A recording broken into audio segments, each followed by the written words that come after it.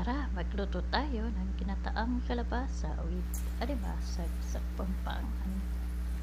Ayan, pinakluan ko lang yan ng asin at saka magic sarap.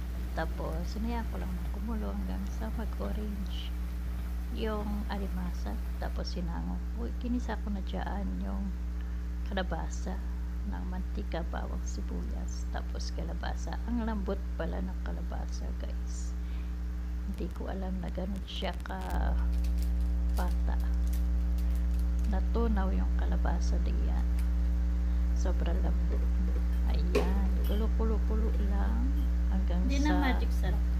mag-simmer yung mga bawang sibuyas. Tapos, sinabay ko nang ilagay dyan yung siraw. Ayan, chararang. Tapos, yung hinayaan lang kumulo.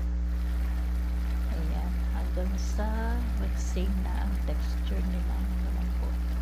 Sinabay ko nang ilagay dyan yung kalabasa. Ay, almasag pala. Ay, kalabasa nila. Ano daw? Ayan. Tapos, hinayaan lang na kumulo hanggang sa nilagyan ko na siya ng ginataan ang huli. Hindi ko na naipakita paano mahirap mag-vlog ng mag-isa. Ayan. Thanks for watching. Like and subscribe. Ari RP.